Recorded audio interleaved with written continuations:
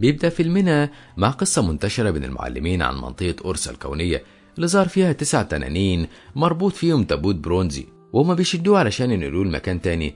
الأسطورة بتقول إن ظهور التنانين ده معناه إن في عيون كتيرة هتتجه على الكنز ده علشان ياخدوه، لأن اللي يمتلك الكنز ده يمتلك قوة كبيرة جدا هتخليه يقدر يتحكم في الكون.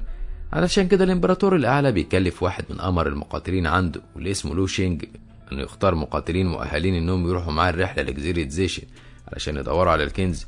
وبيكون في عدد كبير من الناس متقدمين للاختبارات، وكل واحد فيهم طمعان في إنه يكون البطل اللي يروح الرحلة دي. علشان كده بيقول لهم لو إنه يعمل لهم اختبار واحد بس ويشوف مين فيهم اللي هيختاره. بيخرج كرة سحرية من معاه وبيقول لهم إن الاختبار سهل وإنه اللي يقدر ياخد الكرة دي هو اللي هيفوز وهيروح الرحلة دي. وكل الناس بتكون فاكرة إن الموضوع سهل فعلا. بيبدأ عدد كبير من المتسابقين يهجموا على لو، لكن لو بيفاجئهم بمهارة عالية وبيضربهم كلهم بكل سهولة مرة واحدة. في الوقت ده بيظهر واحد من المتسابقين اسمه سوكو، بيكون سريع جدا، بيبدأ يهاجم لو علشان ياخد منه الكورة. وسوك بيكون هو الوحيد اللي قدر يقرب من لو من المسافة دي، لكن بمجرد ما بيقرب ياخد الكورة السحرية بيتفاجئ انها بتطير وبتروح على القرية. على طول كل المتسابقين بيجروا بأقصى سرعتهم علشان ياخدوا الكورة، وبيبدأ يحصل اشتباكات وقتالات قوية بين المتسابقين. بسبب الاشتباكات دي بيكون في عربية صغيرة في القرية وبتطير على طفل كان قاعد على الأرض. العربية بتكون هتنزل عليه، لكن بيظهر سوكو بيقرر انه ينقذ الطفل وبيحميه من العربية. الطفل بيكون فرحان انه انقذ حياته وبيشكره، لكن كل المتسابقين التانيين بيكونوا شايفين ان سوك ضعيف وانه اختار الطفل على انه ياخد الكرة السحرية ويحقق المجد لنفسه. لكن سوك بيقول لهم انه انقذ الطفل وقدر ياخد الكرة في النهاية، وبيوريهم انها في ايده. واثناء ما بيتكلم بيظهر واحد تاني اسمه يو، وبيكون عنده قدرات سحرية قوية جدا، بيقدر يشيل العربية من مكانها وهو واقف بعيد.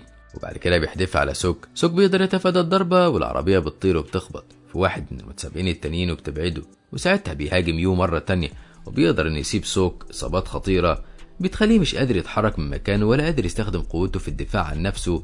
ساعتها بيقدر انه ياخد منه الكرة وبيمشي.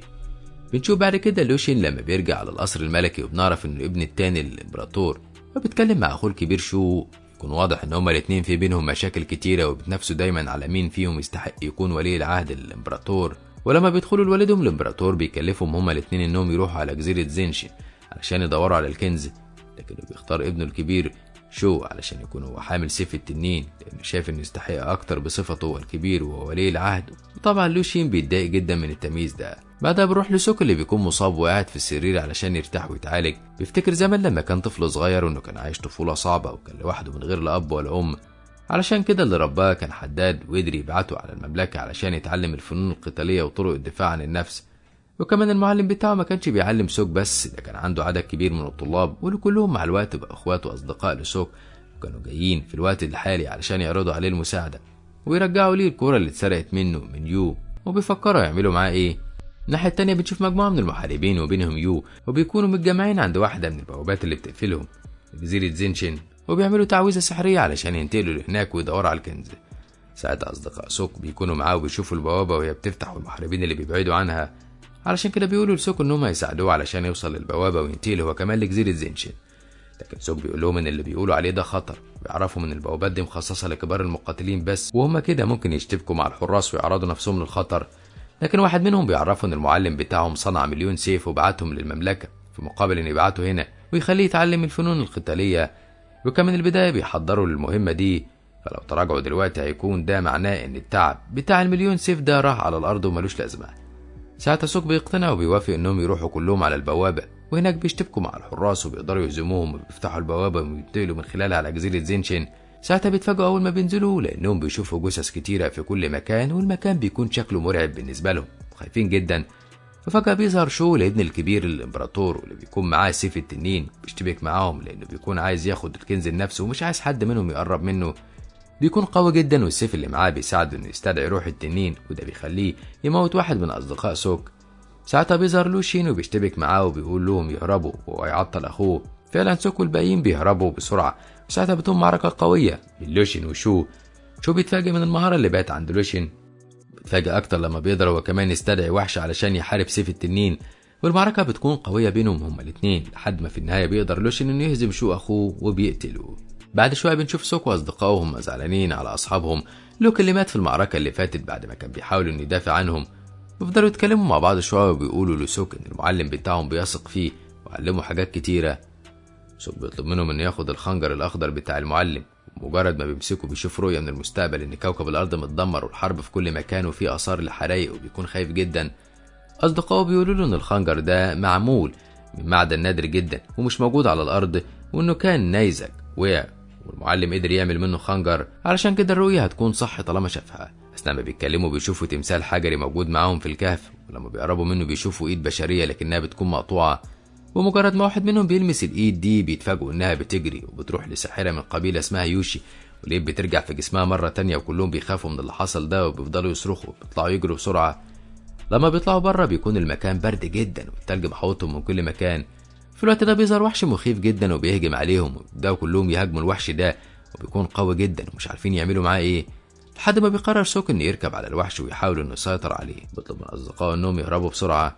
الوحش بيخرج اشعه من الطاقه بتروح ناحيه واحد منهم، في ثواني بيتحول لتمثال حجري زي اللي شافوه في الكهف بالظبط. كمان الوحش بعد ما حوله لتمثال حجري بيمتص منه الطاقه الروحيه بتاعته وبياخدها لنفسه، وده بيزود من قوته وبيخلي مواجهته اصعب من الاول. تبدأ بنت اسمها شو انها تمسك الخنجر الاخضر بتاع المعلم وتواجه بيه الوحش. في الاول بيكون الوحش متراجع وباين عليه انه خايف من الخنجر، لكن بعد كده بيكمل الهجوم عليهم لحد ما بيقتل كذا واحد تاني من اصدقاء سوك. ولما واحد منهم بيحاول انه يطير ويضرب الوحش بالحربة في دماغه، بيتفاجئ ان الوحش بيطيره في الصخور وبيضربه ضربة قوية جدا. في الوقت ده بيقرر سوك انه يجمع طاقته كلها ويركز ويفتكر كلام صحابه ان المعلم بيثق فيه وشايف فيه حاجة هو نفسه ما يعرفهاش. فعلا بيقدر سوك انه يجمع طاقته كلها وبيروح يحارب الوحش لحد ما بيقدر اخيرا انه يهزمه، وساعتها الطاقه الروحيه اللي عند الوحش كلها بتروح لسوك. لكن المشكله انه بيكون مش فرحان بسبب انه خسر صحابه كلهم في المعركه دي، ومش متبقي غير شو ويوك بس. بعدها بيدخلوا الكهف هما الثلاثه مره تانية. يوك بيقول لهم انهم لازم يرجعوا الارض علشان مش عايزين يخسروا واحد منهم تاني. فعلا بيوافقوا على كلامه، لكن لما بيجوا يشغلوا البوابه علشان تنقلهم بيتفاجئوا ان البوابه رافضه تشتغل، وساعتها بيفهموا ان البوابه مش هتنقلهم للارض مره تانية الا لما يجيبوا الكنز من هنا، وهو ده القانون بتاع الانتقال عبر البوابات اللي ما كانوش يعرفوه. بيفضلوا يتكلموا مع بعض وبيفتكروا هما بيعملوا ايه، لحد ما فجأة بيهاجمهم حراس من قبيلة يوشي. تظهر الساحرة اللي بنعرف ان اسمها يوشين، والمشكلة الأكبر ان الحراس دول بيكونوا أقوياء جدا وبيكونوا متخفيين، وسوك واصحابه بيكونوا مش عارفين يدخلوا معاهم في قتال بسبب انهم مش شايفينهم من الأساس.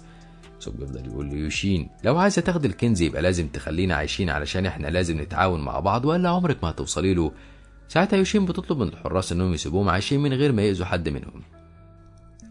اثناء ما بيتكلموا بيتفاجئوا بوحوش من نوعيه الوحش اللي سوك هزمه بره، لكن المره دي بيكون في اكتر من واحد، ورغم ان الحراس متخفيين الا ان الوحوش بتقدر تهجم عليهم وتضربهم. ساعتها بيجروا كلهم وبيحاولوا يهربوا من المكان ده لان الطاقه بتاعه الوحوش بتكون اقوى وممكن يتحولوا كلهم لحجاره.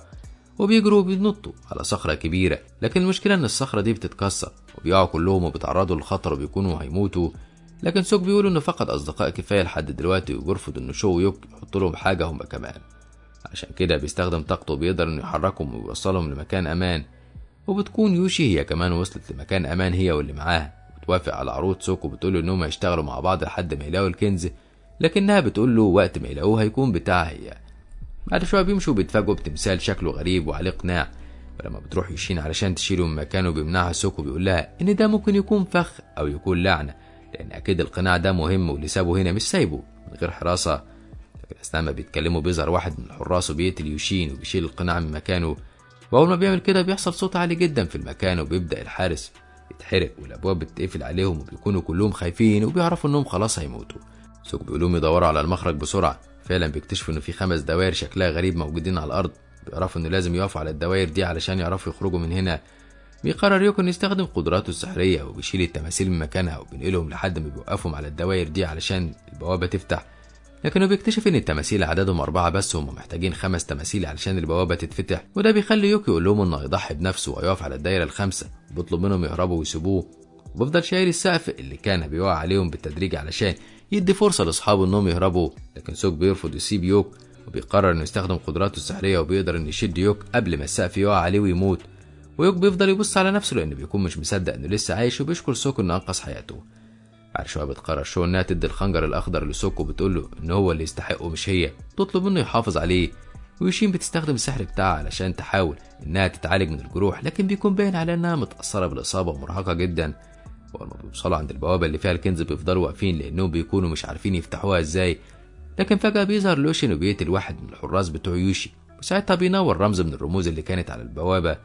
بيقول لهم لوشين إنه علشان كده سابهم يهربوا من البداية، لأن فتح البوابة محتاج للتضحية ب3 أرواح بشرية، وقتل واحد ومتبقي ليه 2، وبيهجم على واحد تاني من الحراس وبيخلص عليه، وساعتها بيشتبك معاه سوكو. بتكون معركة قوية جدا بينهم هما الاتنين، وكل واحد فيهم بيستخدم مهاراته في القتال ومهاراته السحرية، لكن لوشين بيكون أقوى من سوكو، بيقدر إنه يهزمه في النهاية. وساعتها البوابة بتتفتح وبيدخل لوشين. في الوقت ده بتقدر شو إنها تتسحب وبتدخل من غير ما لوشين يشوفها، وبتكون عايزة تدمر الكنز علشان محدش ياخده. بتقول إنها تستخدم قدرات الخنجر الأخضر في كده، لكن لوشين بيكون وصل لجوه وبيقدر إنه يطيرها وبيرميها بره، وبيروح علشان ياخد الكنز اللي بيكون عبارة عن جزء مكسور من قناع. ومجرد ما بيلبسه على وشه بيبان إن القناع ده بيندمج معاه وبيدخل جوه وشه، ويظهر إن في روح شريرة أو كيان غامض بيسيطر على لوشين. بمجرد ما لبس القناع ده فجأة بيظهر وحوش للمجموعة اللي كانت واقفة بره، والبوابة بتنفجر وبتتدمر تماما. بعد شوية بيخرج لوشين، لكنه بيكون متأثر عليه من القناع، واللي بنعرفه إن الروح اللي ساكنة القناع ده هو ملك الشياطين، واللي نشر فكرة إن في كنز هنا في المكان ده، وخلى كل المحاربين الأقوياء يتنافسوا على مين فيهم اللي هيقدر يوصل للجزيرة وياخد الكنز اللي هيديله القوة الخارقة. لكن في الحقيقة إنه كان عايز يتحرر من هنا، وقدر يضحك على المحاربين علشان يخرج من السجن بتاعه. في الوقت ده بيبدأ يحرر أتباعه من الوحوش علشان يدمر الكوكب، وبتكون خطته إنه عايز يوقع جزيرة زينشي على مملكة البشر ويدمرها تماما ويسيطر هو على الكوكب. لكن في الوقت ده يوشين بتاخد بالها إن ملك الشياطين لسه ما استردش قوته الكاملة لحد دلوقتي، وإن الواقف قدامها ده أضعف بكتير من ملك الشياطين. علشان كده بتقرر إنها تضحي بروحها وتصحي سوك، وبتطلب من يوك وشو إنهم يساعدوها، وفعلا بتروح تعمل كده وسوك بيصحى. في الوقت ده بيكون الإمبراطور والجيش بتاعه كلهم بره القصر الملكي، وبيستعدوا علشان يصدوا هجوم ملك الشياطين. بيحدفوا السيوف والأسهم بتاعتهم في اتجاه الجزيرة اللي بتكون طايرة فوق المملكة بالظبط. في نفس الوقت بيكون سوك صحي ولقى نفسه في مكان غريب وقدامه شخص غامض ومش ظاهر. الشخص ده بيطلب من سوكو إنه لازم يحمي البشر ويدمر ملك الشياطين، وبيعرفه إنه هو الوحيد اللي هيقدر يعمل كده. سوك بيكون مش عارف مين اللي بيتكلم معاه ده وليه اختاره هو بالظبط. الصوت ده بيفكره إن سرعته الفائقة هي اللي خلته يقدر يسافر عبر الزمن ويفتح البوابة وينقذ أصدقائه. فجأة الشخص الغامض ده بيختفي وبيظهر قدامه مرة تانية. بيتفاجئ لما بيشوف إنه كان بيتكلم مع نفسه من البداية، لكنها نسخة منه جاية من المستقبل. وبيعرفوا إنه في خلال ال1000 سنة هيكون عنده قوة كبيرة جدا وهيقدر يكون من العظماء.